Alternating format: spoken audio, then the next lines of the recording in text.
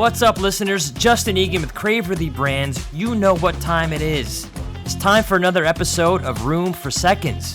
This week, you'll hear Gregg Majewski, CEO, founder, and force behind the fastest growing restaurant platform company in America, tell more of his story.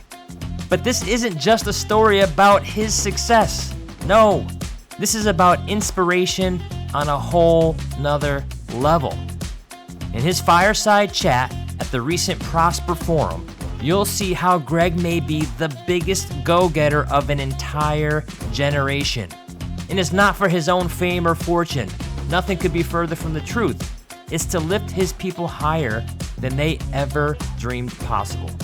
So, if paving the way for others to succeed is your thing, then you have to stop what you're doing and listen to this episode and subscribe to Room for Seconds for weekly inspiration with content like what you're about to hear. Thanks for listening. Enjoy the episode of Room for Seconds. It's an honor to be with Gregg today and have our Oceanside chat. I'm sure to be very insightful, innovative, and interesting.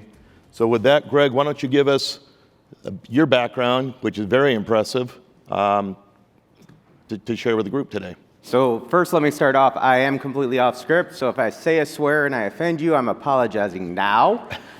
It is not intentional. I was also told I have to dress up, and so if you know me, I usually wear a logo shirt everywhere. I decided I'm dressing up today, no logo.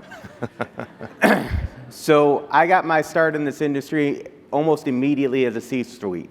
At 21 years old, I became CFO of Jimmy John's. And I've been doing this now. This is my 27th year that I'm a C-suite in this industry. And everyone keeps talking about the next generation. And no offense to anyone younger than me, it's my generation right now, and I'm not going anywhere for a while.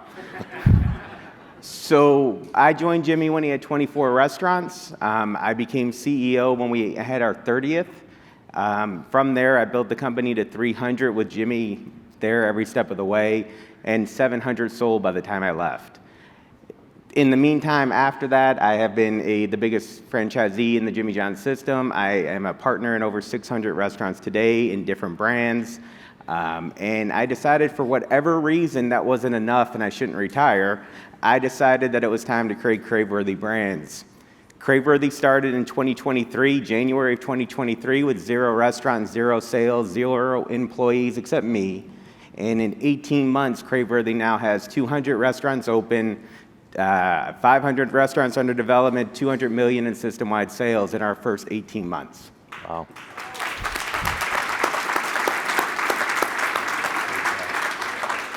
So, and the idea behind Craveworthy was, after struggling as an emerging brand at Jimmy John's and helping and consulting in this industry for so long, I got sick and tired of watching, and I'm sorry you're in this room, but the big, giant boys putting the small person down, and that the brands didn't have the capability to compete against the big boys. And everybody laughs at that when I say it, but the reason that was so important to me was you can't get the talent that you need, you can't compete in marketing with them, and you make mistakes over and over again that they've learned years ago how to not. So by the time you get everything perfected, they come in and they open up Wing Joint instead of Wingstop, and they're the next biggest player in the industry.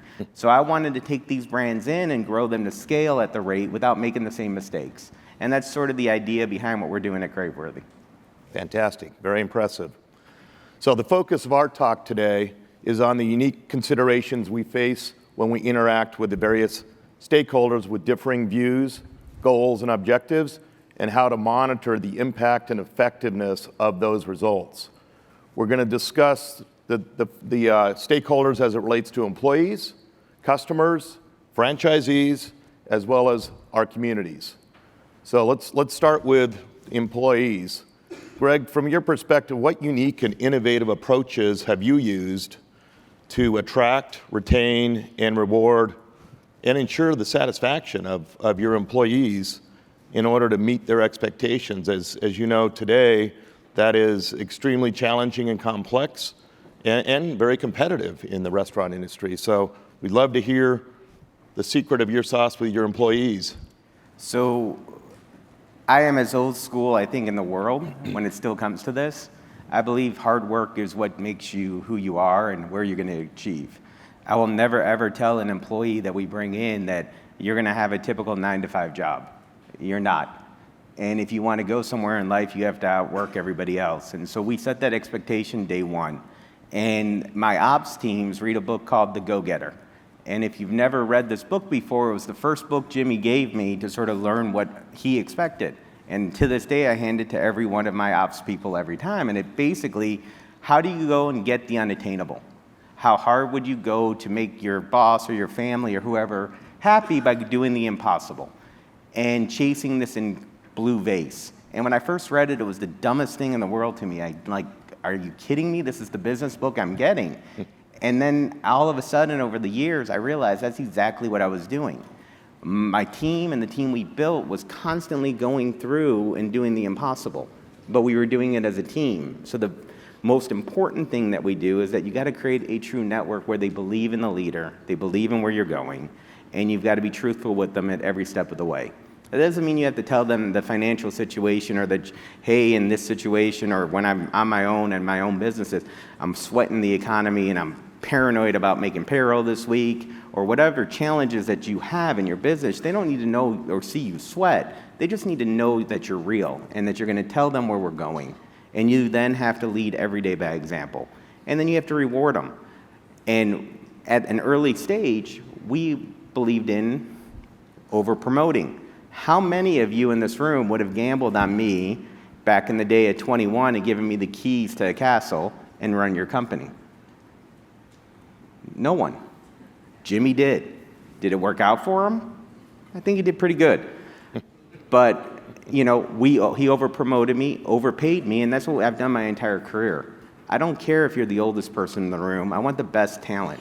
And if you over-promote the best talent and give them an opportunity to truly shine in this industry, they're going to work their butts off for you, and great things can happen. What kind of things do you reward your employees with in order to keep them and really drink the Kool-Aid and live what you've lived to be successful? So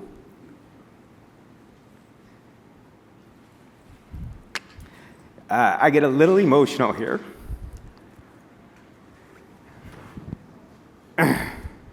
So the only thing I care about is making my employees millionaires.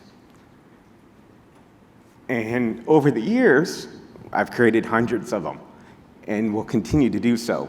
So as we did Craveworthy, I created a company that never had a store, never had anything, and put a value on it. And so the people that bought into it early and when I was talking about what we were going to do and the challenges we were going to face, I then gifted $1 million worth of equity, even though the company was probably worth zero, but $1 million worth of equity in Craveworthy to reward the people that took a gamble with me. And those are the things we've always done. Yeah.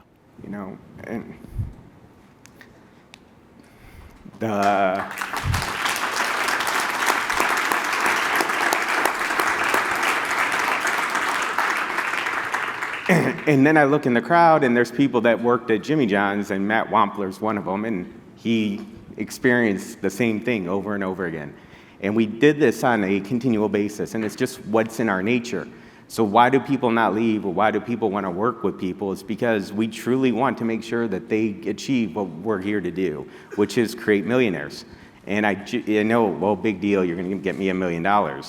Name another company or another leader, and Jimmy did this, and now I do it, that will gift away anything with no restrictions, nothing. I just gave away stock. Right. And I did it because I wanted them to have a different experience and be my partner and do this with me. That's fantastic.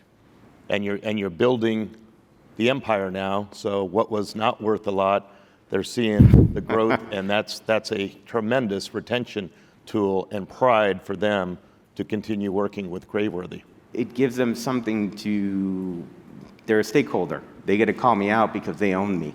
Yeah. And they do, which is fun. Yeah.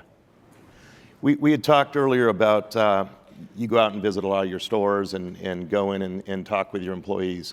How do you talk with your employees, and what types of things do you do to motivate them and really put fire in their belly? So in this industry, I think too many of us don't know how to operate our restaurants. And so if you sit in the C-suite, I think a lot of us would struggle to outperform the GM of the restaurants that we're running. And so I go into my restaurants almost daily, and I'm in the field almost daily, and I can run every single one of my restaurants. So if they're behind or they're short, I can jump on the line and I can outcook the cooks that have been doing it, or I can learn how to run the fryer and be there. And we lead by example. And so when you go in and you're actually present, and it's not a photo op, it's actually going in and being a part of that team and living it with them and then running the shift with them and then staying to help clean up the grill and clean up the grease that you spilled and make everything's perfect and neat, you instantly get this buy-in that most companies can't have, but you lead by example. You lead by doing the shittiest jobs, and we preach continually that when we walk into the restaurant, nobody in their right mind likes to clean the bathroom. It's the worst job because who knows what happens, but we walk in and we go in and we clean the damn bathroom. And we make sure that it's hospital clean when we leave. And to this day, I walk into my restaurants and I'll take the worst job and I'll lead by it. And that instantly brings a group together. And it's funny because when I'm in a new restaurant or I'm in a new brand that I just bought and I haven't figured out how to do it, I sit there and I'm being trained by whoever's on staff. Hey, you got to do this, you got to do that. And they're looking at me scared to death.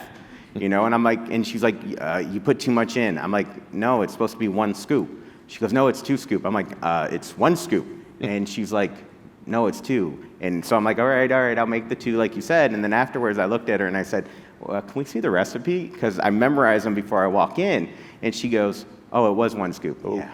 All right, now let's fix it. But I mean, you're in that position and you're doing it with them. And by leading that way and being at the forefront with them, it instantly goes across the entire brand or the entire system and all employees. I walk into a restaurant in shorts because I wear them continually, and I'm running on the fryer with shorts burning and getting grease splashed, and they're taking pictures, and it's going through the 2,800 employees that I have now, and they're laughing about it because that's just who I am. And my wife laughs, I wreck another pair of clothes. It's also why I wear logo all the time. But it's just the way you have to do it. And I believe you have to lead that way. And that goes for franchisees and stakeholders and everything else. I believe you have to lead with your heart and the way you are to make them realize you're in this to fight with them tooth and nail. You don't stop because there's a problem. You will take the worst job to make sure you survive. Yeah. And that builds tremendous respect, teamwork, and loyalty. So the loyalty part's the most remarkable. So I did one of my podcasts this past week with the individual that trained me at Jimmy John's. And we were joking about the fact that when I was being trained, Jimmy told him point blank, break the mother effer. I want to see what he has, break him. And so we walked into this restaurant, and this store, we worked nights. And so nights was 5 o'clock to 3 o'clock in the morning, you got out at 4 a.m. And so because I knew this is what they wanted to do, and just because I don't sleep, first day I got there at 5, next day I got there at 4, next day I got there at 3, 2, 1, and I was breaking the GM, and he goes, I've not seen someone work like this. And he calls Jimmy, and he said, Jimmy, this kid doesn't need any sleep. And so Jimmy, the next morning, it was 7 o'clock in the morning, and he calls me, and he goes, hey, I hear you're doing too good. You got to do your normal job now, too, on top of this job. So for 90 days, I got up at 7 a.m., and went to bed about 5. And I did that for 90 days straight to prove to the team and the organization that I could run anything they wanted. And instantly, the community just sort of fell in line, and they would do whatever I needed. Wow. Walk the walk and talk the talk. That's what you do. Now, that would be completely illegal today. But, yeah. I wish we could do that still. The 90 and 90 was the best program. Let's talk about customers. How do you view your customers and meeting their expectations, and what do you do to try to get repeat visits from your customers? Traffic is challenging these days. What are some of the unique things that you're doing as far as listening to your customers' feedback and implementing so that you are keeping your employees happy? That's one thing, and that obviously interfaces well with your customers, but how do you view your customers and maximize their expectations? Just like with everything else, you got to be completely real with what you are.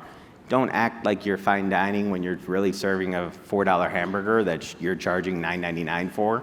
You have to be real, and especially in today's world, you have to be a value base without suffering the fact or saying your value. So in fast casual, we're always a higher end product. So you've got to maintain that higher end product, but you still have to provide some sort of value or service expectation for your guests. And that's hard because we're all facing margins and pressures and labor and everything else, and we're worried about paying your bills. And anyone in this room that says they're not worried about their four-wall EBITDA is lying to you. You're lying. We all are. And so you've got to be truthful to what you are, but you got to find a way to make more money and better money with a new product. So you've got to be real with them. You've got to exceed their expectations every day. And you've got to be at a point in your life where when you goof up, you got to own it. You've got to go to them and actually say, I'm sorry. And you've got to take it the wheel and make sure they know that how important they are to you. And that doesn't mean you have to discount or do BOGOs or all these other crazy things. You just got to tell them you appreciate them somehow. And so we started a process, and we use Ovation to do this, but on a Friday and Saturday night, I answer my store's complaints. The GMs are supposed to, but because I'm around, I answer them faster than them. And I'll sign it, me and my name, and I apologize. And we're now going to the next step, that if we goof up and I'm in a market and it's something so bad, I'm going to fly to that store, I'm going to correct it, and I'm going to hand deliver the correct item to these guys to win them back and just show how important they are to us, that, hey, somebody in my position takes the time to make that a correct situation and a win. You can't afford to lose them. And you also have to be part of the community, and you got to be part of their family. People choose the restaurants where they are at home and that they're comfortable and that you do something extraordinary for their community. And that means get out in front of it. You can't afford digital, you can't afford advertising, and again, the big boys in the back all say they can, and they can. I can't afford digital and advertising, so I have to be grassroots. I have to be the community place. I got to be sponsoring Little League teams. I've got to be the one that does buyback nights at the school. I got to have the teacher on the grill where they're trying to cook, but we're really doing it so the kids come in and cheer and all that. Those are the things you have to do, and if you're part of the community, they will come. They really do, but it's hard work to build a business that way. It's a hell of a lot easier if I can go and spend $500 or $500,000 on an ad and get all the sales. It doesn't work that way anymore. So you mentioned earlier that you are in the stores every day. When you're in the stores, you're not only talking with your employees, but what are your interactions with your customers?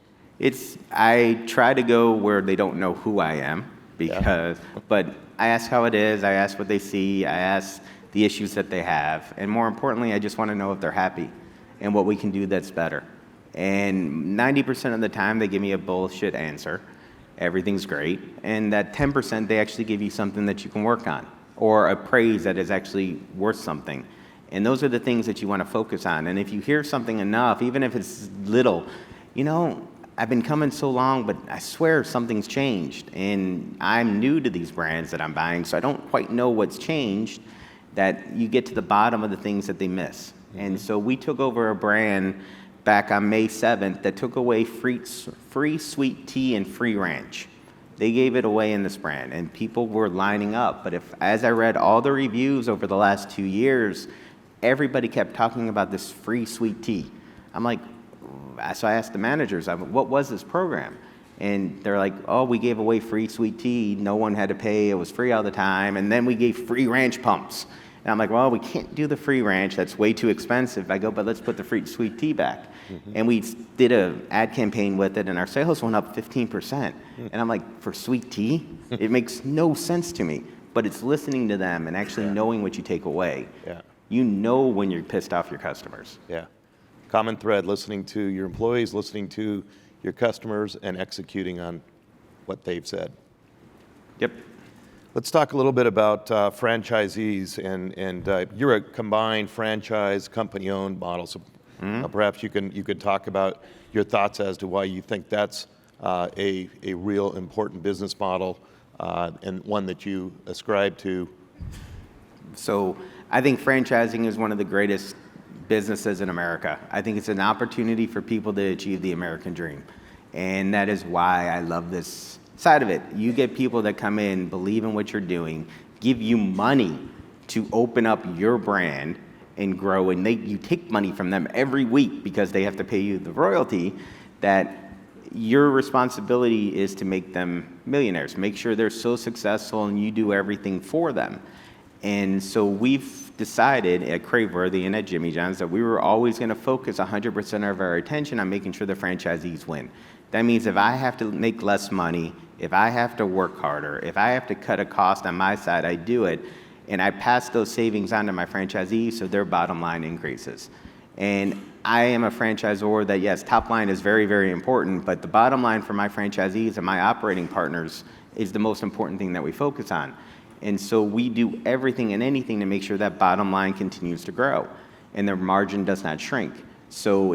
And if we're good at that, if we do that little bit of our job, magically they open up another restaurant and another restaurant and another restaurant and another restaurant. And magically at that point, then I start making more and more money. So I win by them winning.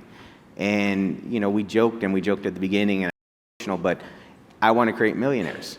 When you buy into my franchise system, my job is to make sure that these individuals make millions and millions and millions of dollars hand over fist every time they can.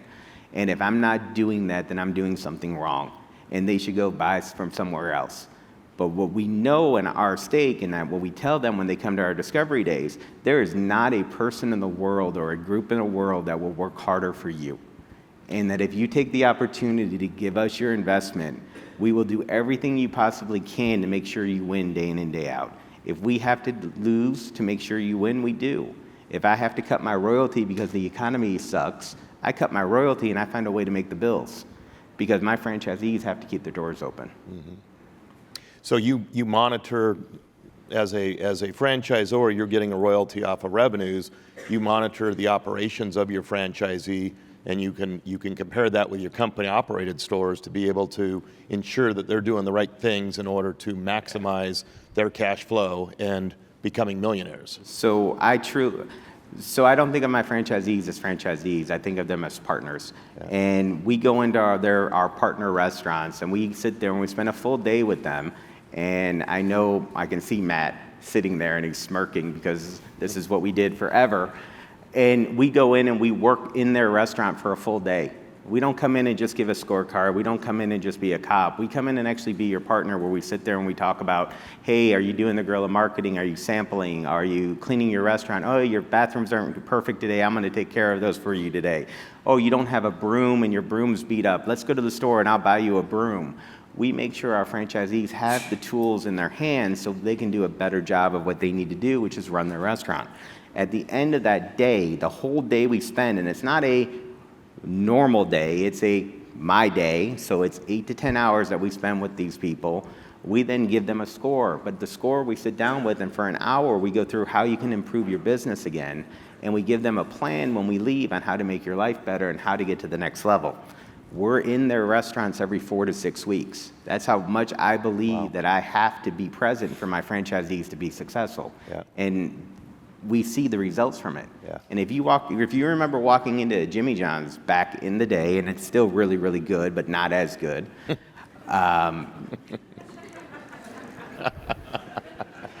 There was an extreme focus on the fact that we were there all the time, and our franchisees wanted to be better operators than we were, and we wanted to be best operators in class. And we joked all the time, and it was a game, but which company has better corporate-run stores? It's always the franchise that are the better ran. We took it upon ourselves to make sure the corporate restaurants were the best in the world and that you could not compete with us, and our franchisees always had to look up to us as being the price and the best operator. And because of that, there was this competition, but there was this belief that if we asked them to jump, they jumped higher because they saw us doing it. Yeah. And you lead by that example to this day, and you constantly are having a brand that's just got it, and they got a mojo and a swagger and a chip on their shoulder to sort of say, screw you to everybody else. Yeah. And I mean, we looked at Subway, and sorry, Subway, but we knew we'd never, ever catch you, ever. You guys are this giant beast, great, have that. You guys had, when I was there was like 325,000 AUVs. Please, I wanted 1 million. So Jimmy and I set up a path to make sure our franchisees won, that we set a goal that if you grew your sales $100,000, we would forgive the royalty for the first 100,000 next year. And every year we did that, so the royalty and the average went up. And so when I got there, Jimmy John's was 450, and when we left, we were AUV of 835,000. At 835,000, I had franchisees making 25%, bringing $300,000 home in some stores. They were lined up to buy additional restaurants. That's great. Well, we're running a bit on time here, so why don't last question, which is one that is kind of a trademark for interviews that I do, and that's what keeps you up at night, and what is your most proud accomplishment, either at Craveworthy Brands or over your career? So the thing I'm most proud of is that the number of people that we actually have made millionaires. And the franchisees that I see and the franchisees that I still talk to from Jimmy John's that started in about one store with everything they had, got up to 13, 14, 15 restaurants and are, multimillionaires, to my team and my management and my people that were with me. Those are the most proud in the business sense, but I'm also proud of the people that have left and that I was able to get to the next career step or the next spot because we didn't have it. And seeing them shine, after what we did. And that's just so cool. Yeah, that's fantastic. And the thing that's keeping me up at night was the same stuff that everyone is. I think the economy is crap. Yeah. And it's not going to get better anytime soon. And you sort of got to figure out how to survive. And that's going to keep all of us up realistically between 12 and 18 months. And we didn't say it, but when COVID was coming in January of that and it was spreading in China, I took and cashed out everything I owned so I could make sure I paid for my employees because I saw the economy tanking and falling out. But I took out every savings, every nickel I had, and I made sure my entire teams were paid in full during that process because I didn't know if the government was going to do it. And my wife looked at me and she says, "We're broke." I said, "I can be broke many, many times. I'll get back to where I was. It doesn't matter. They can't afford not a paycheck." And this sort of economy where it is right now has that same feeling to me. I'm very, very concerned what's going to happen if the government doesn't do the right things with interest rates and stuff like that we could be in for a 12 to 18 months sort of Yeah, agreed. Hey viewers, thanks again for supporting Room for Seconds. If you found this episode inspiring, interesting, or any bit informative, please hit that little subscribe button down at the bottom so you never miss an episode. In my 26 years in this amazing industry, I've been blessed with incredible mentorship. This show is my way of giving back. Follow me on LinkedIn, search Gregg Majewski, on Twitter, @Gregg_Majewski. If you still have room for more, visit our website at media.craveworthybrands.com. You'll find more videos, shows, notes, blogs, resources, and an easy way to get in touch with the Craveworthy Brands team. I'm your host, Gregg Majewski. Thanks again for tuning in to Room for Seconds.